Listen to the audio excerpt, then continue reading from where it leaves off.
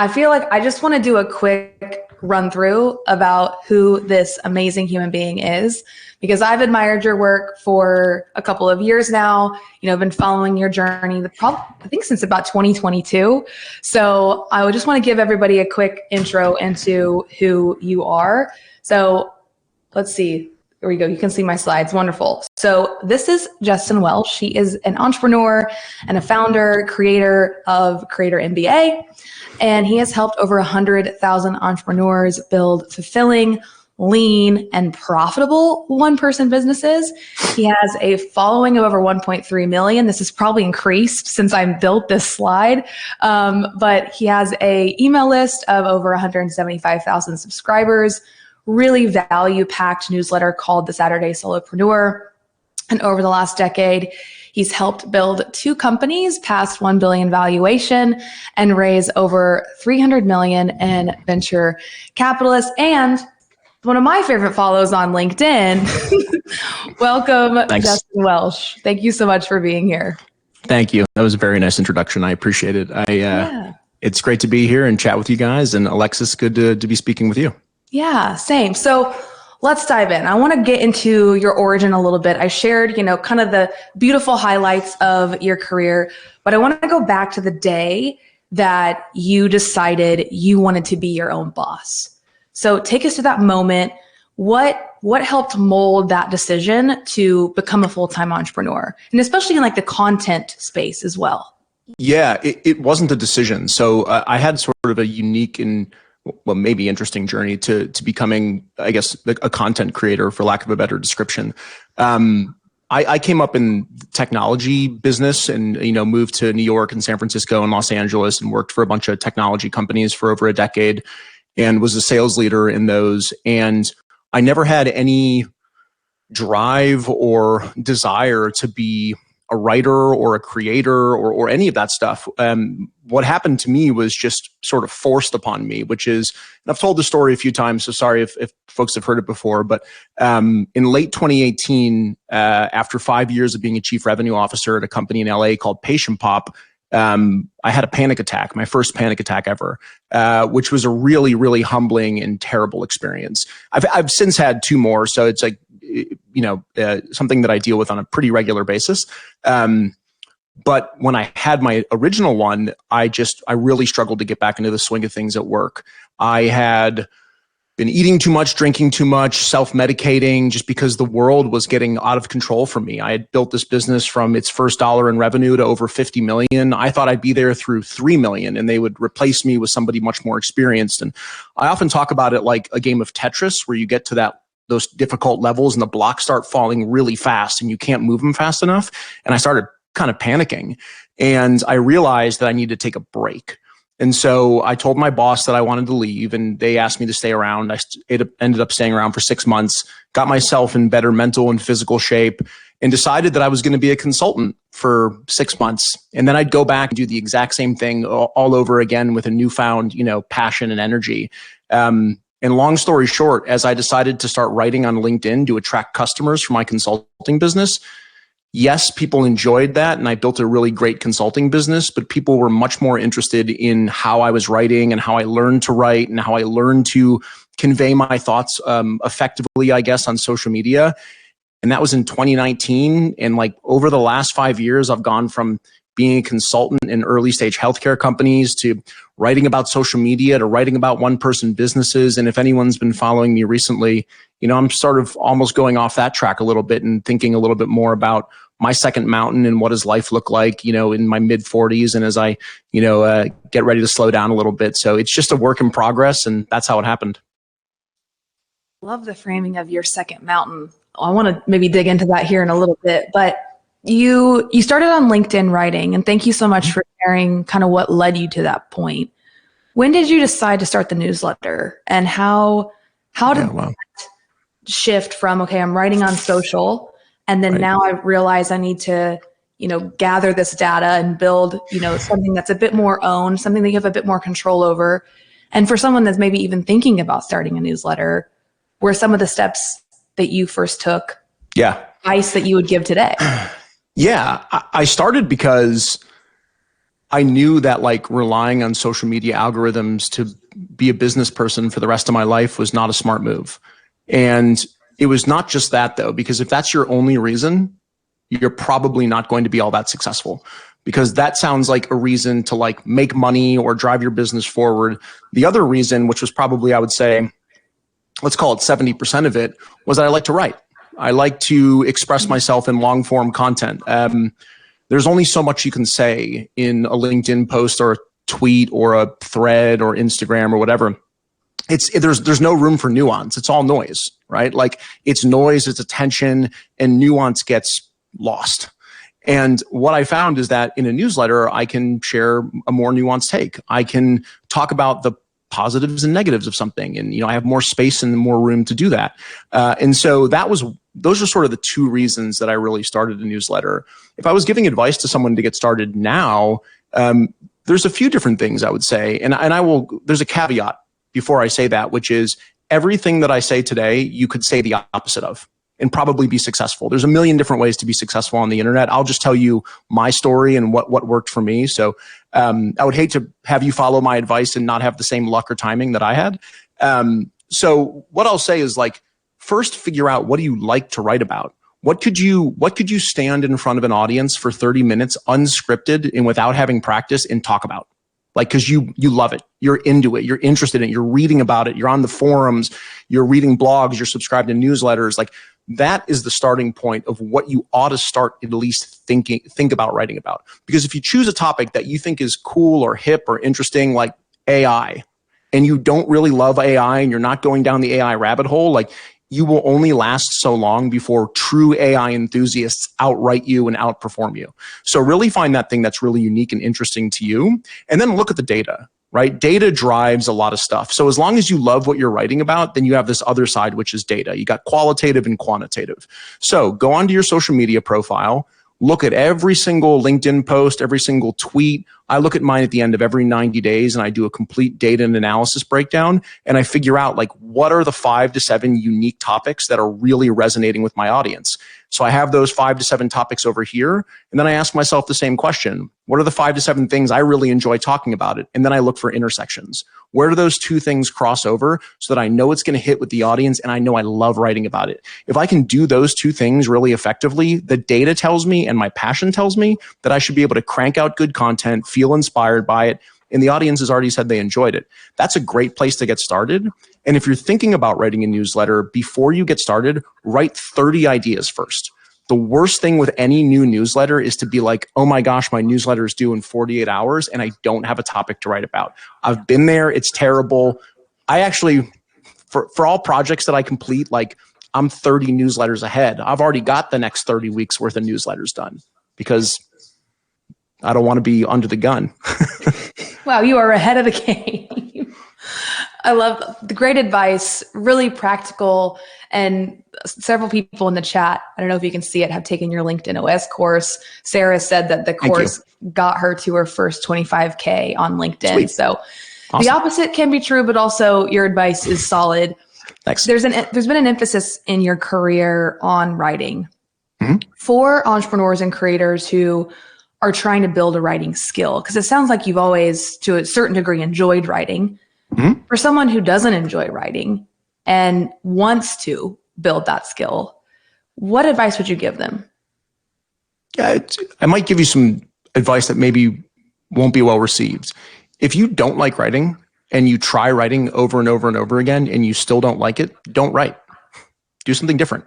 Like, I don't like being on video. Some people in the chat said, oh, it's so nice to see you on video, or it's so nice to see you live. You don't see me live or on video almost ever because I don't like it. But everybody under the sun will tell you that you've got to have a YouTube channel, and you've got to do Instagram reels, and you've got to do shorts, and LinkedIn's prioritizing video, and then everyone runs and jumps at the new thing. And 5 months later, they're jumping at the next new thing. And 3 months later, they're jumping at the next new thing. I love writing, so I write. Even when the trends go to video, or the trends go to AI images, or the trends go over here, I write because that's my craft. So if you hate writing and you've tried 10, 15, 20 times, find the medium that you do enjoy, whether it's video or audio or AI or drawing or visuals, whatever it is that you enjoy, and double down on that. you're much more likely to be consistent if you do stuff you like than if you force yourself to do stuff you don't like. That would be my advice. Amen. Thank you. Somebody needed to hear that. Somebody needed that permission today. So thank you for that. You also have a strong point of view, and you mentioned that newsletters gave you the ability to be a bit more nuanced. Mm-hmm. For someone who's trying to find their voice, regardless of what medium they do choose, how do you craft that? Because now more than ever, more and more people are creating content. And I think it can be easy to almost kind of fall into copycat. Like, this is how so-and-so creates, I'm going to create. This is so-and-so's point of view. I'm just going to kind of tack on. And some of my favorite follows, including you, are individuals with a strong point of view. So how do we craft that? How do we build that? Yeah, there's a couple different things. The first thing to do is to write down stuff you believe in, right? So like, I have this document that I have on Notion that I rarely revisit now because I know it, after 6 years of kind of adding ideas to it. But there's strong opinions that I truthfully believe in. It's really easy to come up with strong opinions you don't actually believe in, right? Like, I could sit here with you and we could probably come up with 20 really obnoxious, divisive, vicious, cruel, nasty things to say to get some attention online. That's not very hard. It's what most people do, right? What I try and do is sit around and think, what do I actually believe in? What do I believe in that other people don't believe in? What's a trend that I see that nobody else sees coming? What's an idea I have that is the flip side of every best practice that you've ever tried? What is something that nobody believes in that I believe in instead? Like, it's just sitting down and kind of just getting that onto paper. Like, what are your ideas? What are the things you truly believe in? And then it's learning how to say them in a way that, just like the last two guys who were on here were talking about, is authentic. So for example, when I didn't know how to write for social media, I picked up one writing book and I read it. And then I was like, okay, I could read another. I could read a third and a fourth and a fifth, or I could just start writing and see what happens. And if you go back to like 2018 or even late 2017, when I posted a few times, it looks nothing like the way that I write today. But that's the journey, right? You have to put pen to paper. You have to put fingers to keyboard in order to get something there and actually publish it. And as you're trying to figure out your voice, especially with writing, I don't do video, so I don't have a whole lot of advice there. But like, as you're trying to find your voice writing, think about how you talk. Like, when I write how I talk. And it frustrates my wife because she's a grammar writer. She'll like look at my writing and she'll say, you used a comma here and a comma doesn't belong there. And I'll say, yeah, but I feel like there's a pause there and I want the reader to feel that. And she's like, yeah, but it's not right. And I was like, I don't care. I make the rules. This is my content. Like, I don't care if it's right or wrong. Like, I'm not writing a thesis or something for college. I'm writing to get my point across. And so like, write like you talk. Have permission to be as authentic as you sound. And so when I write a piece of content, I write how I think it should sound on a piece of paper. And then I read it back to myself. And if I read it back to myself and I trip up, it's like, oh, then that's confusing. Rewrite that. Or I read it and I was like, that sounded way too hokey or inauthentic or not how I would, then I rewrite it, right? It's just like having a conversation. I keep like a little picture of one of my best friends. I did this in sales too. And he's holding a beer out like this in my desk. And anytime that I was selling and anytime that I'm writing, I just pretend that I'm having a beer with somebody at the bar. It's like, that's how you write. That's how you sell, is having great conversations. And so those are just some tips that, were really helpful to me and I hope are helpful to other folks. Fantastic. Love the authenticity and the picture on the desk. Samir said, Grammarly has officially left the conversation. Because I love the point of view of like just writing how you speak and the way that translates in a newsletter. Something you mentioned earlier is having 30 newsletters planned ahead of time. And this kind of gets to a question I wanted to ask you around consistency, because you have, in my opinion, mastered the art of consistency. How do you balance being consistent with an aspect of perfectionism? Is there a part of you that it does have perfectionism or wants that level of excellence and also recognizes there needs to be a level of consistency in order for you to grow your audience and continue to show up for your business? It's a really good question. Yeah, for sure. I think most people who have been able to crack a code in some industry, whether it's content or software or being a doctor or whatever it might be, has some level of perfectionism, right? I generally haven't met folks who are extremely successful. What they do, they don't have just a little bit, right? So the perfectionistic tendency that I have manifests in a way where if I see open time in my calendar, my inclination or instinct is to spend it making something better, right? Like, oh, I have a newsletter sitting out there. I could, I've got an hour free. I could tweak it and do that. That has been an exercise in unwinding that kind of behavior. If you follow me online, you'll know I often write about how epic it is to have an empty calendar, how nice it is to have free space, how jamming your calendar filled with things is miserable, how working on stuff that doesn't matter is useless. That is me being a therapist to myself, right? All the content that I churn out on social media is me yelling at myself for not being very good at something. I'm hoping that by doing so, it also inspires other people who are struggling with the same thing to see it my way. So what I do is I will generally disconnect from my computer when I feel like I'm being perfectionistic and I have an open block, walk downstairs, tell my wife how I'm feeling, and she'll say, let's go for a walk. Or let's go out and get a cup of coffee, at one of the towns nearby, or let's walk the dogs, or let's read a book, or watch an episode of something on Netflix, or go to the gym, or whatever it is that we do. And so to me, that's where my wife is my most helpful teammate, is pulling me out of those opportunities to go down a rabbit hole of just what is more than likely wasted time.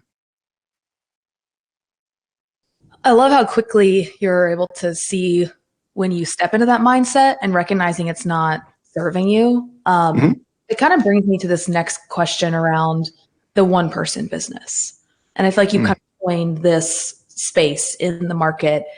And I also want to bring in aspects of your mental health journey, if that's okay and you're comfortable with it. Completely. There's an aspect of building a team and building a business that can positively or negatively impact mental health. And so I'm curious, how has building a one-person business been so intentional for you to take care of your mental health and your longevity as a creator? It's been a huge part, and it's probably the primary reason why I don't grow my business. I could grow this business. I could hire someone to write all my content and write my newsletter and do all my comments and do everything, right? I could hire someone to do everything, and I could go sit around and do nothing. Number one, that wouldn't be very fun. But number two, that would put me into a position that reminds me of 2017 and 2018, Justin, where I was asking permission a lot. So I have this story, and I love my old CEOs, by the way, at Patient Pop. They were amazing. I invest in their businesses. We are great friends.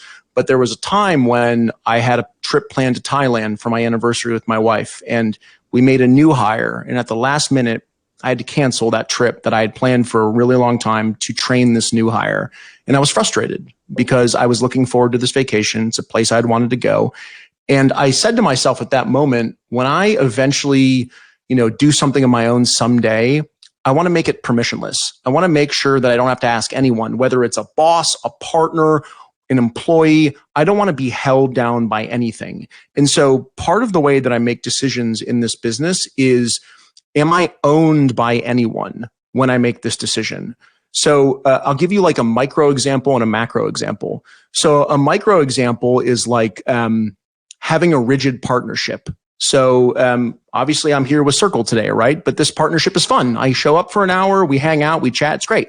But these really deep partnerships where people want to say, you have to do this, you have to do A, B, C, D, E, F, 1, 2, 3, 4, 5. I don't work with partners that way. I don't work with partners hardly at all. So I don't use that in a micro way. And then in a macro way, a lot of my friends are writing books. They're becoming New York Times bestsellers. I see that and I think, boy, I think I could do that. That would be really neat. But having a deadline and an editor and copies to turn in, to me, sounds like a job. It sounds like a boss. And so I think about that from a macro perspective is I don't want to be owned by that publisher either.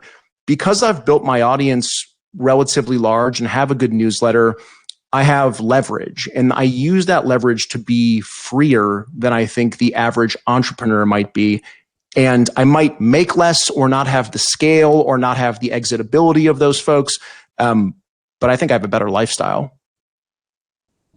I love this perspective. I have a question around how you hold yourself accountable to it. Mm-hmm. So like, obviously the books and the accolades or the big business is attractive. So how do you run it through like your own criteria of, is this what I really want? And making sure that you're staying true to your values. Yeah, I do not have a complicated system.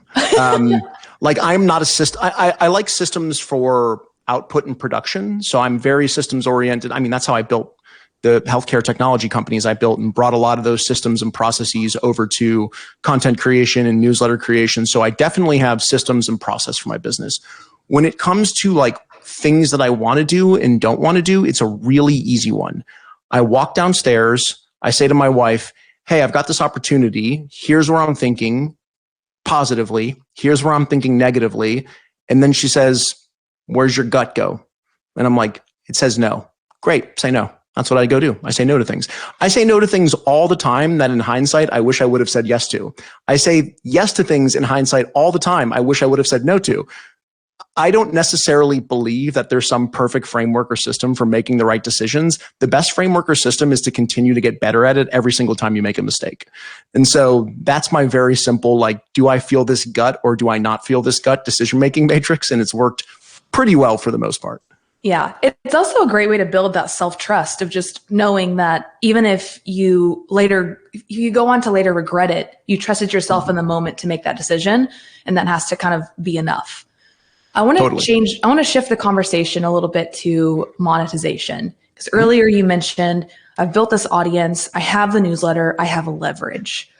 Let's talk about the leverage that having an audience, building an audience can give you, and how you've chosen to monetize it through your different programs, cohorts, and courses.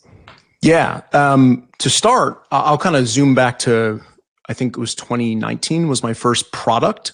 So when I was consulting for healthcare companies and at the same time growing my LinkedIn following, I had like 20,000 followers maybe in 2019. And I just looked into my DMs and there weren't a whole lot of questions about healthcare technology, but there were a lot of questions about, hey, I really like this post. How'd you come up with this idea? Or how'd you write this and get so many likes or reactions or whatever? And so I thought, okay, it's weird. I'm a consultant for healthcare companies. All my questions are about LinkedIn. Like, how do I balance this, right? I'm sure there's lots of people on this call that are like, I do this thing, but I also try and do this other thing. And like, how do I balance this? And it's like, approach it messily, right? I was like, okay, how do I think about this? Well, I've got to spend time with my clients when I'm consulting. So I can't just be like, do you want to pay me consulting dollars and I don't spend any time with you? That of course doesn't make any sense. So I have to spend time with them. So I thought, okay, there's this other opportunity with LinkedIn. Maybe I'll just record a 30-minute video of myself walking through how I write and how I design my profile and how I think about the platform. So I did that in 2019. I made it $50 and I think 1,500 people bought the course. And I was like, oh, that's pretty interesting, right? Everyone says go high ticket. 1,500 is as easy as $50. Bullshit. It's not. When you have 20,000 followers, you can't just throw a $1,500 price tag on something. So I started with a really low cost digital product. After 2 years or so, I had grown my audience and people were asking, do you have an updated version of this? LinkedIn's changed. You have more followers. Do you have any new information? So I basically re-recorded the whole thing, released it, tripled the price to $150, which is still a pretty low cost digital product, and re-released it. And did like 400 grand in 3 months. So it was a new opportunity at this new price point to really, make a living out of doing it. Once I had that product in my consulting, I had a decision to make. Do I want to lean heavier into products or lean heavier into consulting? So I decided to take a mixed approach. I doubled my rates as a consultant because I honed in on my ideal customers I really wanted to work with. And instead of trying to work the same amount, I worked half. So I worked half as much and doubled my rates and made the same over here. That allowed me to get back half of my time and then take half of my time and start investing it on this other side over here, which was digital products, audience growth, creating more content, picking up the newsletter and getting that started. So I did that, and I used that free time to start the newsletter, go on podcasts, start listening to what people wanted to learn about. And when I was on a podcast with some folks, Dickie Bush and Nicholas Cole, I went through my content writing system for my newsletter, and people seemed really shocked by it. And you have to get really good at paying attention when people's eyes kind of open up. And then I thought, oh, that's a product. So I recorded that product, and then I had 2 digital products. And at that time, I decided to say, enough consulting. If I get all this time back and invest it into these products, I can do that. The takeaway from this is, if I would have listened to all of the experts who say, when you launch a product, $2,500 is just as easy as $250, I would have gone high ticket, and I don't think I would have succeeded. But instead, I built a huge, huge customer base of people who spent a little bit of money with me, got 100x return. And so the next time when I launched something last January, the results were monumental. One thing I want to highlight here is how you mentioned the different advice, like go super high ticket with a small audience, go large audience, low ticket, and just highlight for whatever you're building as you're watching. There's so many ways to do this. Totally. I have a question around like the decision to scale back from products too. Mm-hmm. There's certain things that you've launched that then you rolled back. So talk through the decision around when you're looking at your product suite and where you started, and then how that's evolved over time. How do you decide when to keep something, when to kind of cut it, and when to maybe scale it? You're like, okay, this is actually something that could be much bigger, or this is causing a lot of headaches, or this is dated. I'm just curious what your criteria is there. I don't scale anything. So I'm anti-scale. So I release something, I launch it, it makes money, I talk about it, revenue trickles in, but I never like put oomph behind it. Like I don't put ad dollars behind it. I don't put people behind it. I don't tack on a cohort. Like you can't do a personal cohort-based coaching program with me. I don't do any scale like that. In terms of like reduction, generally when I don't believe in something anymore. So that's like, again, the qualitative side. Like if I look back at a product, like I had a product back in the day called like Idea Audience Proof Product. It was how to launch a digital course. And after a while, I just didn't feel confident about it. And that was just like a me issue internally. And so I took it down. I also have NPS surveys in most of my courses. So as people go through them, I collect data on every module. And then at the end, I collect an overall data point. So if I see a trend in NPS scores going down, then I know it either A, has to be updated, which like a couple of my courses need to be updated probably in the next 3 months, or B, I would take it down completely. But I never scale. And the reason that I don't scale is I don't like doing the same thing for a long time. I have about a 5-year shelf life. So worked at ZocDoc for 5 years, worked at Patient Pop for 5 years, became a digital course creator for 5 years. And now I'm about to like do something else here in the next 3 weeks. That's completely not course related, not related to anything I do right now. And like, I just get bored. And so I want to launch something new. So no scale, completely anti-scale. Great point of view. Again, strong perspective. I want to talk through really quick before we go on to your second mountain, because someone asked, and I'm also curious what this next iteration is, if you're comfortable sharing. Sure.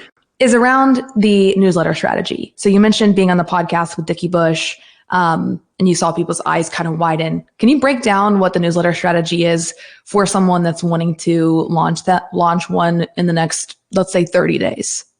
Totally. So you might remember at the beginning, I said, if you're going to launch a newsletter, write down like 30 ideas, right? That's a good starting point. Okay. So let's say you take one of those ideas and you've decided to turn it into a newsletter. The next thing you should probably do is do some research to find some data and interesting information that backs up what you're going to say. You don't have to. It's just an option, right? Just an option of doing that. So I would generally figure out, okay, like where can I go online and find some data points that either A, back up what I say, or B, say the exact opposite and I can argue against it, right? That could be a fun newsletter issue. And then I go and I write my newsletter. And It used to take me 2 hours and 90 minutes and 60 minutes and 45. And now I can sit down and bang out a newsletter in like probably 20 minutes. I have a pretty good flow. What's the problem? How do most people try and solve it? Why doesn't that work? How do I solve it? What are 3 key takeaways? Done, right? That's basically the format of the newsletter each week. Once I have the newsletter written, I publish it, and then I skim through the newsletter and I ask myself a bunch of different questions. What's a step-by-step I can pull out of this? What's an observation that I see in here? What's a contrarian take that I see in here? What's a trend? What's a past versus present? What's a listicle? There's a million different ways that you can slice and dice one topic into different tweets and LinkedIn posts. So you publish your newsletter, you take each of those posts, let's say you got 7, and you stagger them over the next 7 weeks. So let's say you choose the next 7 Wednesdays, right? Well, because each of those posts is directly related to a newsletter issue that you wrote, you have a relevant and logical call to action at the end of each of those posts. So here's an observation I made about XYZ, blah, blah, blah, blah, blah. If you want to learn more about this topic, I just wrote a newsletter about it 6 weeks ago. Here's the link, right? And I drive people to that newsletter. So every single day, I've got something relevant pointed back at my newsletter. And then since my newsletter is released on Saturdays, I have what I call tomorrows and yesterdays. So generally on Friday, and I've done this less recently just because I'm not as focused on this, but on Fridays, I'll say, here's a hook, here's a teaser, here's 3 things I'm going to talk about tomorrow. If you want to get the issue in your inbox, it comes tomorrow at 8:15, join here. Newsletter gets released on Saturday. Sunday comes. Teaser, hook line, 3 things. Yesterday, I wrote about these very specific thing. If you want to learn more about it, go here. And so I just drive a ton of traffic to my newsletter subscription site every single day through 4 channels. And so I'm able to go from when I had 20,000 followers or 50,000, maybe getting 100 new subs a day to, getting 800 new subs a day. And so that's how I grow it. Yeah. Thank you for breaking that down in such, I know people probably like just scrambling to take notes. There is a recording. You can go back and listen to this multiple times. We have a couple minutes before we bring Tori to stage and some questions for you. First, what is the second mountain and what do you think is next? It sounds like you're already building something. Can you share? Yeah, I can share a little bit. The true answer is I don't know what the second mountain will ever be, but I have something that I'm cooking around and having fun with, which is I see 2 really noisy sort of things happening, two things that I want to unsubscribe from in the future. One thing that I want to continue to unsubscribe from is and I use the term unsubscribe because that's just how, it's just a funny term that my wife and I use from, being in tech together. And I want to unsubscribe from the idea that there's this really boring default path in life. That's just wake up, run around, brush your teeth, commute an hour like I used to commute in LA, work 9 to 6, commute home, have a glass of wine, go to bed and do it all over again. I'm trying to unsubscribe from the idea that that's how my life should be, right? And I've been working on that for 6 years. But I also want to unsubscribe from the noisiness of modern social media. And maybe that's a surprise to people if they've been reading in between the lines on my content, it might not be, which is just social media has become, it's not real anymore. It's performance. Everything's a performance, right? No strips, 4:30 a.m. workouts, ice baths, sprinting around, right? We all saw that guy. I wrote a newsletter about it. And it's no shame to that guy. Do your thing. Be in great shape. I'm no hate from me. It's just, it's so performative that it's gross. And so I'm not interested in that. I unsubscribe from that. And I want to start bringing significantly more authenticity. I've always tried to be authentic, but focused on authenticity, focused on nuance, focused on bringing people together rather than dividing them for the sake of likes and comments, and create a space where really smart, thoughtful, nuanced people can have deep, real discussions about life, work, and in business. And I don't think that exists today because everything is so damn performative. Thank you for bringing this up. And something I'm seeing in our industry is the shift to smaller groups and also getting off the URL and going into IRL. And like people are craving these more nuanced intellectual conversations that we seem to not be able to have as authentic maybe as we want to online. So I'm excited for what's next, whatever shape it takes. I can't wait to follow along. Okay. Yeah, and lots of love for that in the chat as well. Question from Wamid. And I hope I'm pronouncing your name correctly, and I'm going to just spotlight this for us. So question for Justin. I have a Substack newsletter with almost 10,000 subscribers. I've been thinking of monetizing with brand partnerships, but I can't seem to figure out what's a good price and what that good price point would be. How do you price newsletter brand sponsorships by the number, click rate, open rate? Do you have different prices for different company niches? And I know that you monetize through your newsletter because we've sponsored it. So I'm curious how you break that down. Yeah. I don't have a hard and fast rule. Someone once told me when I was starting that you can charge 5% of the number of opens. I'm going to just pull up my calculator and make sure that that is right, because I don't know that that's right. And I want to make sure times 0.05. Yep, that's about right. So someone told me about 5% of the number of opens. So take whatever subscribers you have, multiply it by your open rate, and then multiply that by 5%. And you have an option when you do that. And by the way, that may not be right. That might be wrong, too high, too low for you. But like, it's a good at least starting point to start thinking about. And you have options with that. So let's say that number is $1,000, right? You can go sell one sponsorship for $1,000, or if you want to make it more accessible to more companies, you could do what I do, which is dividing that number in two and going and selling two sponsorships for $500 a piece. Easier for people to buy.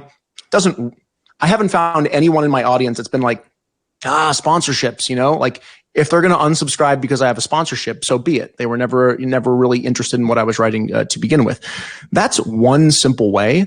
But the other way is to pick a price that you feel comfortable with. And your goal is to find a balance between price and close rate.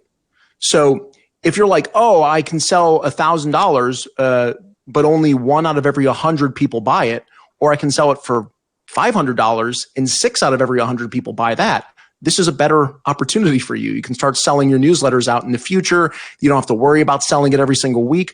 So I try and find a good sort of medium between what feels good for me, what I feel like my newsletter is worth, and what people will pay me. I raised my newsletter rates last year $1,000, and close rate went down. So I was like, all right, I'm just going to lower them by $1,000, and close rate went back up. And that was it. Okay. And on the brand partnership side, because that is my job, if you can sell in packages, like he just said, if you can pitch me 2 placements, 3 placements, 4 placements instead of 1 placement, and I can get a little bit of economies of scale in there, it's always a win. So thank you for that perspective. Okay, another question from Anonymous. And as you answer this one, I'll bring Tori to stage, similar to what I did with Tristan and Michael. So if Justin was starting from scratch, let me pull this up.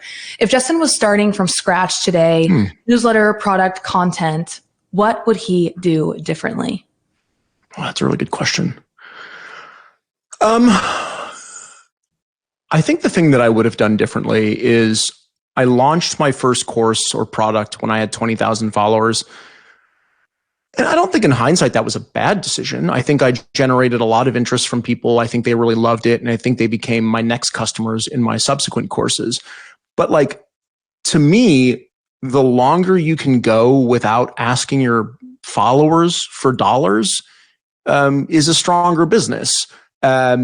So I probably, at least in my opinion, there's only so many times that you can ask people to spend money with you, right? And there are certainly folks who will say yes every time. I know that when I like a band and they release an album, I buy it every single time, right? Those are your super fans, and those folks will do that. But for the most part, I wish I had leaned into really building a following of, 500,000. That's an arbitrary number, but just choose that across multiple platforms around a deep specific topic, and monetized through brand partnerships first until my audience was so large and I had so many data points that the very first thing that I released could have made 2 or 3 years worth of, revenue. That would have been, I think, in hindsight, a better approach. But I don't know. The approach I took was successful, and I don't really have any regrets, and not sure that I would have done a whole lot differently, to be quite honest. There's also an aspect of your business to this point that was, in the early days, you had consulting revenue to lean on before you had product revenue. Can you kind of talk a little bit about the relationship between services work and product work? Because I know that there's people that are doing both that maybe want to have products and maybe want the ability to step away from doing coaching or services work. But yeah, just curious. My dog is activated from your dogs. So is mine. Yeah, I'm sure you can hear him. I'm sure my wife is just getting home. I see that Mike Hinckley asked if I still buy albums. I do. I'm in my mid 40s. I buy albums. So services and products work together really, really well, I think. I think to start, the easiest way to figure out what customers want is through services, right? There's no better way to learn about your customers than by talking to them. And so I see a lot of folks who just get into this space and they're like, I want to build a digital course. Okay, that's not a bad idea, but how many people have you talked to? What are their big pain points? What kind of language do they use? How urgent is it? What does it mean to them personally? How much does it cost? What have they tried? How did it work? Like, what are all the things that you need to know? Not only to build a good product. Building a good product is generally the easier part, but you also have to know what the landing page has got to sell, what the pain points you got to hone in on, what the objections are that you got to handle, how to write launch emails, how to talk, like all these different things go into a cohesive product launch. And you can't get that unless you talk to people. And so oftentimes when people are building their first business, and again, there's no right way, I simply encourage them, if they haven't already, to find a way to offer a service to their clients. To say, hey, I'm going to spend a week with you, or I'm going to spend 6 hours with you, or whatever that might be, because that time is so invaluable. Because what you're going to do is you're going to record all that, you're going to take all that language, all those learnings, and ultimately you can do one of two things. Build a product for those people so that you don't have to spend as much time with them, or build a product for all the people that need what it is that you don't like spending time with. Right? And only work with clients that you love. And if you don't see a good, perfect fit, but they still want what you have, you can send them to a digital product and they can go learn it on their own. Or you can have a ladder. There's a million different ways to do it. The big takeaway here is you got to talk to people, especially if you want to build digital products. And that's generally the first step. Yeah. Thank you. Thank you for going deep on that question. And thank you so much for being here, truly learning from you. And I know that you don't do a lot of lives, so thank you for being part of the summit. And if you took away anything, I know there's so many different takeaways from your session, but in the chat, for those of you with us live, drop your biggest takeaway from Justin so he can read them, take them in, and just feel like the encouragement from the summit. And maybe we can convince him to do a little bit more live streaming. I don't know, because this was a pretty great interview, and love the energy from you, Justin. Thank you so much for being here. Thanks for having me, Alexis. I appreciate it. Hi, Tori. Have a great time. And thanks everyone for listening. I appreciate the time.